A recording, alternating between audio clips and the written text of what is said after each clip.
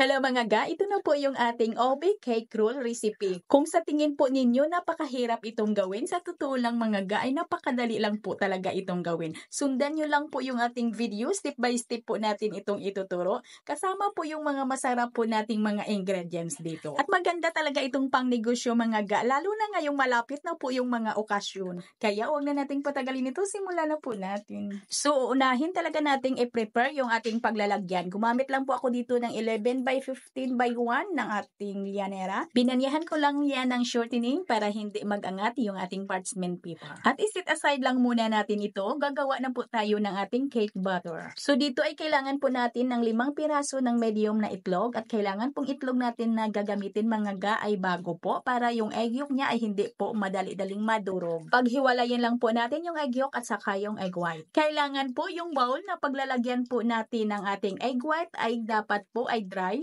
Dapat po talaga ay wala pong bahid na kung ano-ano, lalo na po yung mulong mantika. At dapat po yung ating egg white ay hindi po talaga mahaluan yan kahit na kunti lang po ina-egg yolk. At pagkatapos, itabi lang muna natin yung ating egg white. Dito muna tayo sa ating 5 pirasong egg yolk, gagawa na po tayo ng ating cake batter. Batihin lang muna natin yung ating 5 piraso na egg yolk.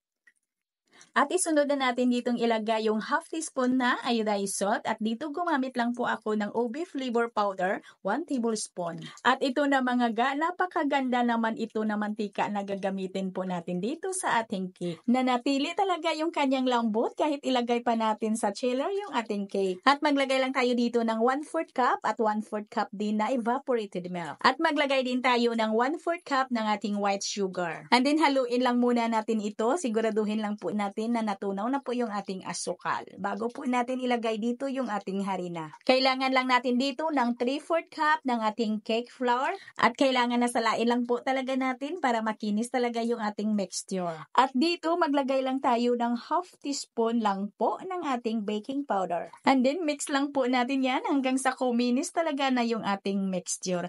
At para na maging makinis na makinis talaga yung ating cake batter ay salain po natin ito. At tapos na po tayo sa ating cake batter, iset aside lang muna natin ito. Dito naman tayo sa ating nirang. So ito po yung ating 5 piraso na egg white, ay lagyan lang po natin ng 1/2 teaspoon ng ating cream of tartar.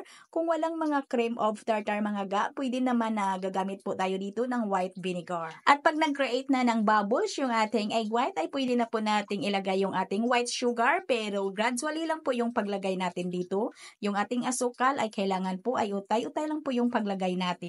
At nang naibuhos na lahat yung ating 1/2 cup na ating asukal, ay transfer na sa pinaka-high speed yung ating mixer at batihin lang po natin ito hanggang sa ito'y mag-medium spec. Ito mga gayong kailangan natin ng consistency po ng ating egg white ay nasa medium spec lang po tayo. Hindi po siya masyadong matibay. At transfer na po natin dito sa ating cake batter at kukuha lang muna tayo ng mga 3 spatula lang. Huwag muna nating ibuhos lahat agad yung ating mirang. At dahan-dahan lang po natin itong i-cut and fold sa paghalo po natin hanggang sa mag-combine na po yung ating mirang tsaka yung ating cake batter at saka na po natin ilagay dito yung natira pa po nating mirang. At cut and fold again, dahan-dahan lang sa paghalo hanggang sa ito'y mag-combine at wag lang po natin itong ma-overmix. Pag nakikita na po natin na nag-combine na, nawala na po tayong makikita ng mga mirang na puti-puti, ay okay na po yan. Transfer na po natin dito sa naka-prepare po natin na tray at kailangan ay mainit na po yung ating oven bago po natin ito isalang. Sa point na ito ay kailangan po ay nakapainit na po talaga tayo ng ating oven. At nang naipantay na po natin yung ating mixture, bagsak ng 3 beses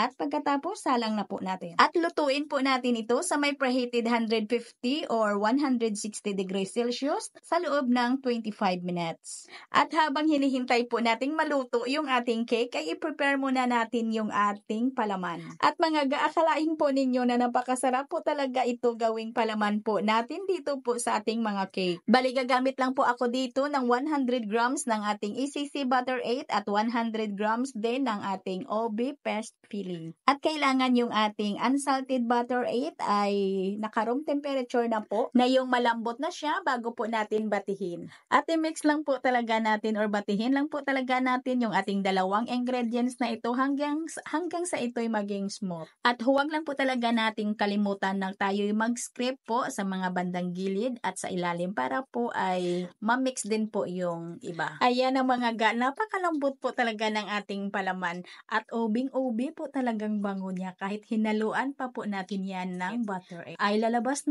talaga yung lasang obi niya.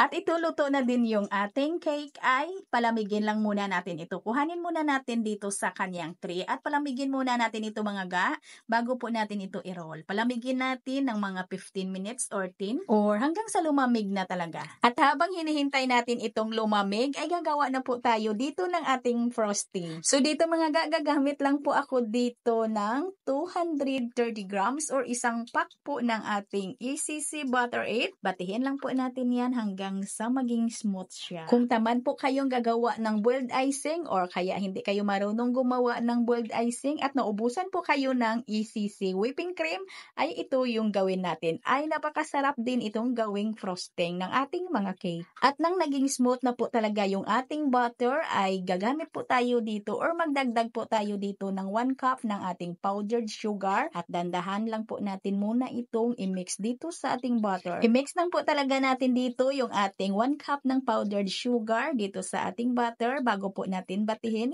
para hindi tatalsik po yung ating powdered sugar.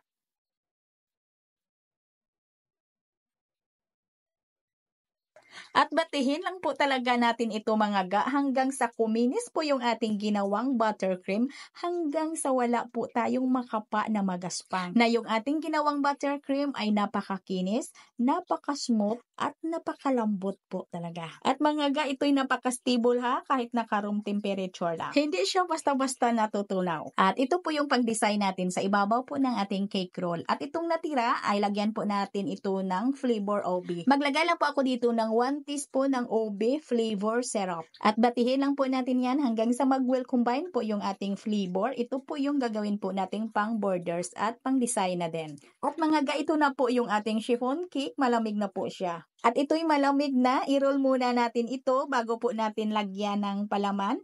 At iris muna natin ito ng mga 5 to 10 minutes. At pagkalipas ng 8 minutes, ay dandahanin muna natin ng palaparin or tanggalin po natin sa kanyang pagkarol.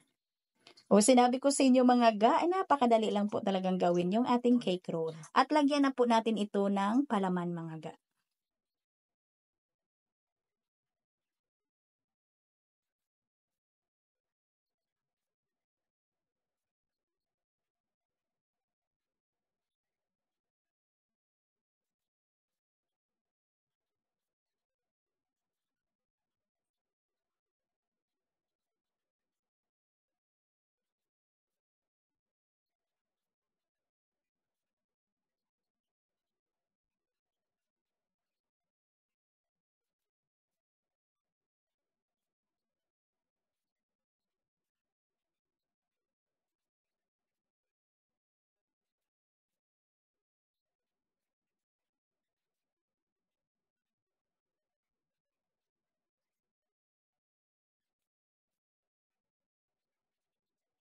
Manipis lang po ito mga ga yung aking borders para hindi naman masyadong matamis yung ating cake. At yung plastic na ginamit ko na pangpakinis dito sa ating cake ay ginupit ko lang po yung transparent box ko po. At ipipe na po natin dito yung itinabi natin kanina. At itong kulay violet mga ga na pang design po natin ay ito po yung natira sa ating borders at dinagdagan ko lang po ito ng flavor ng OB violet para maging dark violet po yung kulay.